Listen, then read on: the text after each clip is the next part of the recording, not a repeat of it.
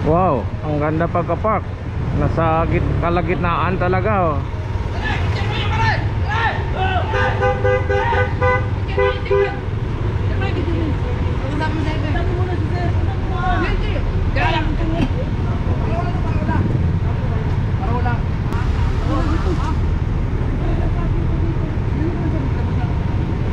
Dapat doon mo sa kabila pinarada.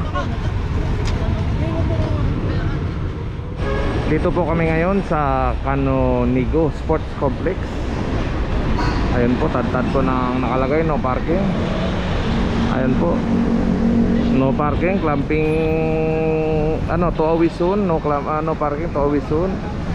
So mayroon po dito isang ano, dito Toyota Wigo. Ayan po, wala rin. Dito niya pinaka.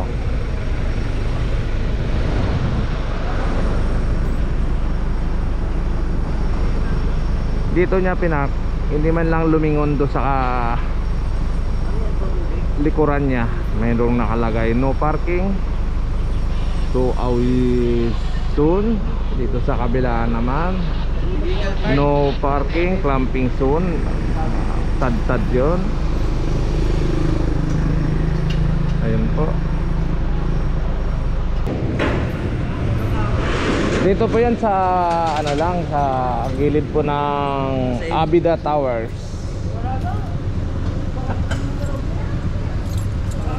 Ito kasi parking lot ng Abida dito. Pag hindi ka dito nakatira ay hindi ka pwede mag-park dito sa ano nila. So yun, may mga ano pa yan, oh. May mga pangalan po yung ano bawat parking pa nila, parking lot. So dito lagi nilang kino-complain din na naharangan yung kanilang mga ano customer na residente na nakatira dito sa taas. Ngayon tinanong namin dito sa gwardiya, ang sabi niya ay hindi daw sa kanila to.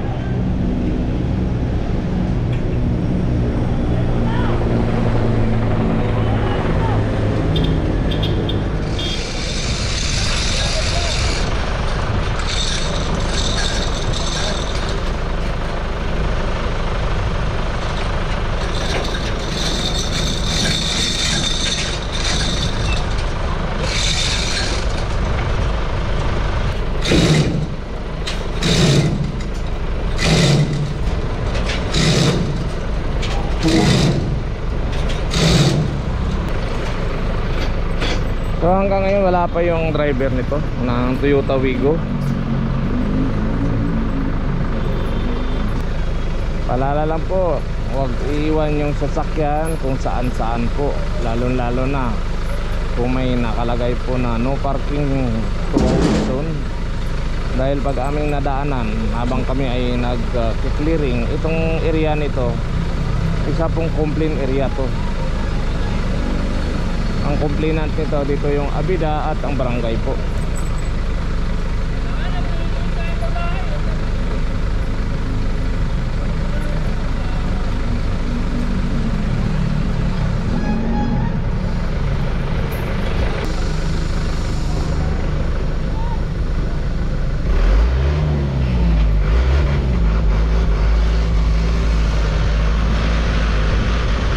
So yan po, natak na po yung Toyota Wigo.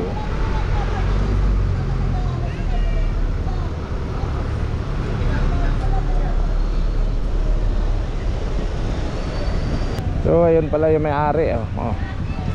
Nasa taas din pala galing. Yung problema ay nahatak na po yan.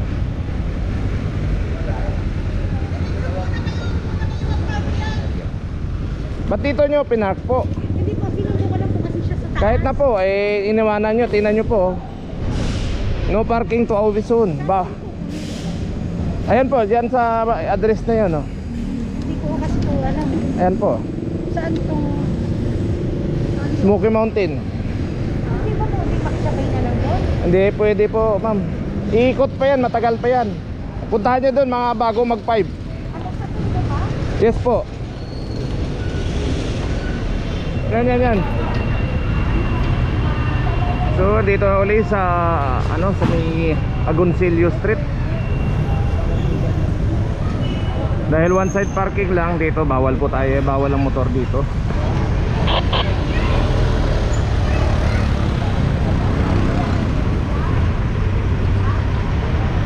Maraming gas-gas.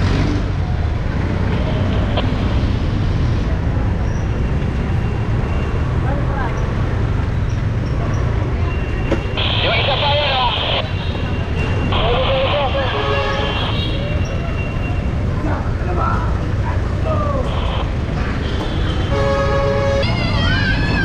Isang Aerox at saka Honda Beat ang kinarga po dito sa sa Agoncillo Street.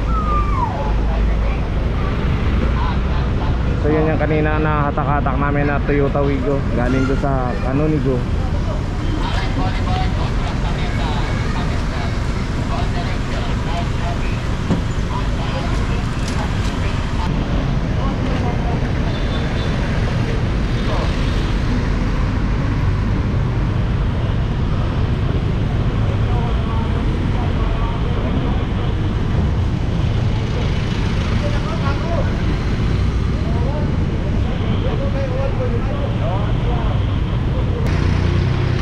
So okay, andyan na po sa taas yung dalawang isang Aerox at saka isang Honda Beat.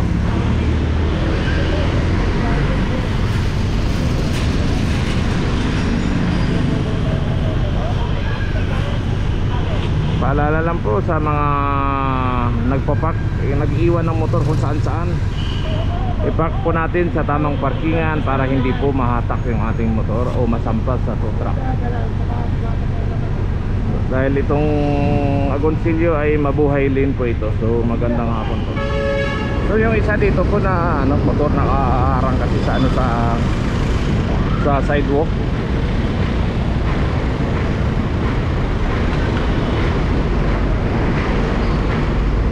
Dapat kasi bigyan nila ng space ang daanan ng tao dito. Ang problema, mali yung harang nila, yung daanan ng tao yung narangan nila.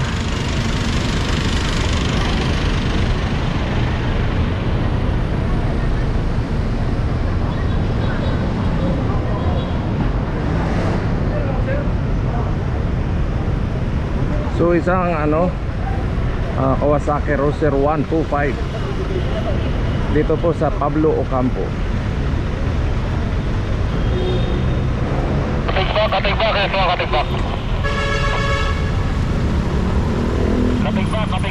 So yan po yung mga motor natin, pag nagpark tayo iayos na ang pagpark sa tamang parkingan dapat. Yung galing dito sa atin, papunta dyan sa inyo para makapako na po. So yan po, dito po sa Arellano, dito po yung no parking, clamping zone.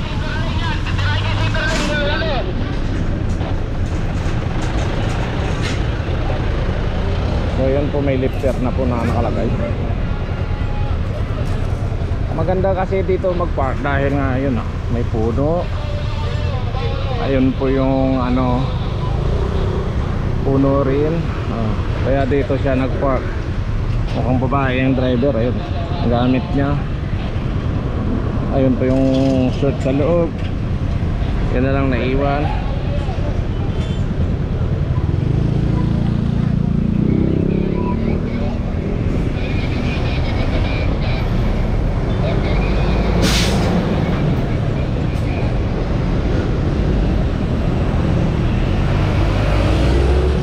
Doon mo sunahan pa.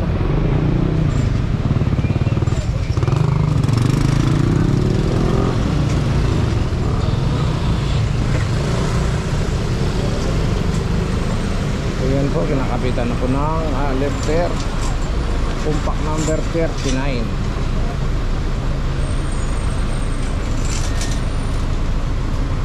Babae may-ari, no?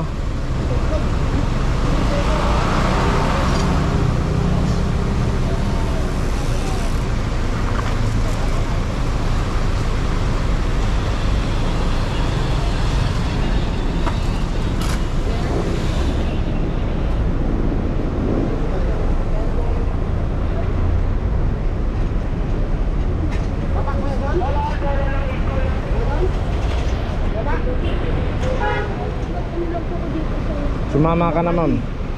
Nakabitan na kasi. Ba't iniwan mo? Ma'am, alika po. Wala po kasi ako na parking nandun kanina. Ayun po ma'am. Ayun, kasi pagtakbuhan na sila lahat. Ikaw, nasa tapat ka mismo ng no parking sa inyo. Sir, Sumama ka na lang. Saan pa kayo galing? yung Cavite po. Tapos dito nag-apply po kasi sa bench 2. Sinsya ka na po, nakabitan na. Kung dumating ka na wala pang nakakabit na lifter, pwede pong tingitan na po kayo ng obstruction po.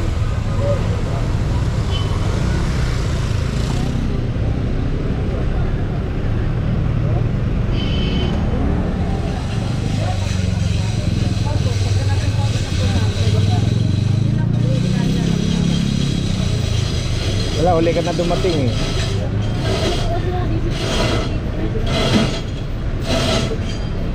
Yung iba nasipagtakbuhan na. Ngayon ay tinanong namin, pinaalis namin lahat. Eh may mga tao naman. Ay ang problema yung sa'yo wala. Nag-antay pa kami. Tanong namin dito kung kay sino to. Wala silang may turo. Eh di pwedeng wala pong bayaran po dito ma'am. Doon po talaga. Hindi papayag silang dito babayad. Doon talaga sa kanila sa opisina. Kaya dito na kayo sumakay. Hayaan mo na lang nakaangat naman eh. Iikot pa po kami. Siguro ano oras na ba? Bago mag 5 doon kami matatapos yung aming trabaho. So may 1 hour pa. Iikot po kami mapuno. Kailangan mapuno kasi yan. So yan po kinuha na po yung Toyota Vios dito po sa Arellano na huli na dumating yung may-ari. So mag-iraka po. Wala pa ako, bye. So yan po, may isang motor po dito iniwan sa sidewalk.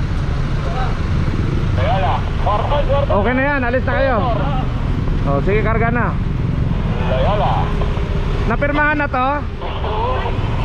Pardon, Tobor.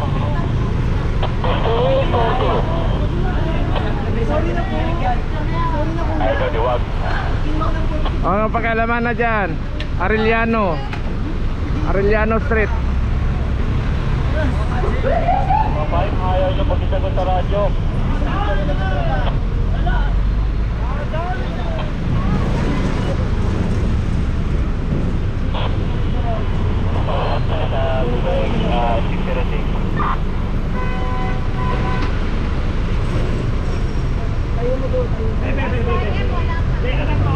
So yan po, puno na itong flat B, anong compact number 39.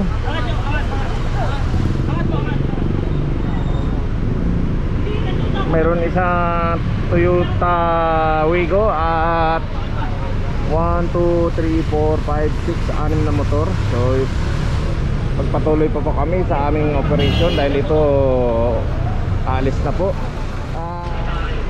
So dito isang PUD dito dito po sa Arellano. Ayun po yung nakalagay, no parking, clamping zone. Isang PUD po dito. Walang driver. Wala ho driver dito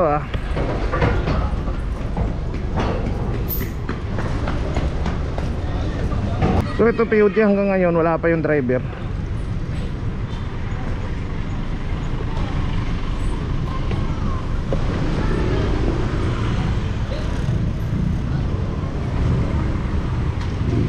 Talaga naman tong may-ari nito. No parking, clamping zone sa harapan niya. Parang baliwala sa kanila yung signages ng Manila City Hall at NCPD. Karamihan hindi nila sinusunod. Kaya pasensyahan tayo Hindi nyo sinusunod kami ang kukuha ng inyong sasakyan. Ngayon magbabayad kayo ng malaki-laki sa impounding. Kadami-daming parkingan dito pa sa tapat ng no parking in clamping zone. Ayun. Ayan na po, natanggal na po dito yung PUD sa Arellano Street. Dahil ang driver daw natutulog. So ngayon magigising siya dahil nga sa nawala na yung kanyang PUD at malaki pa ang babayaran niya. Bayaran niya ang ticket at bayaran niya ang impounding fee.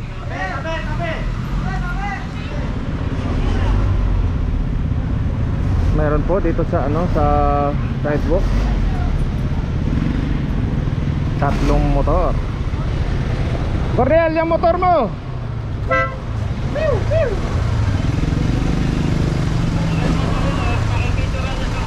Nabidyo ko pa.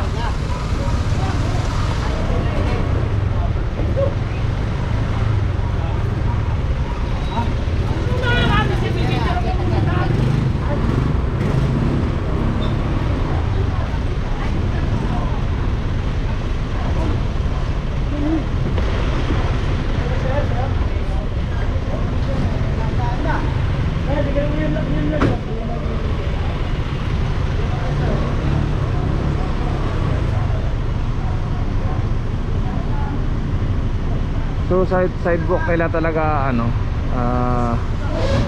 wala kayong parkingan sa loob?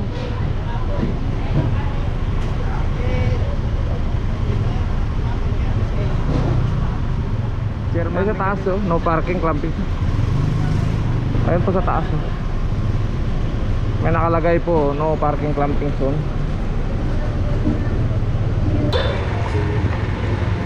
Wow, ang ganda pagka-park. Nasa kalagitnaan talaga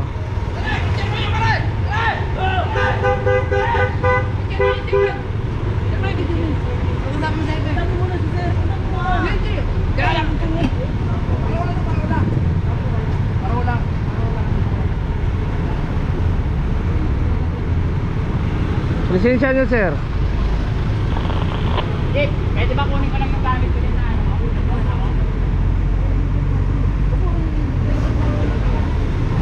Andun ka pala sa kabila, dapat doon mo sa kabila pinarada.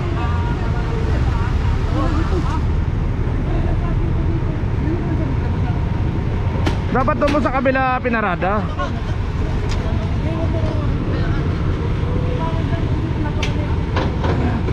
Andun ka sa kabila, dapat doon mo pinarada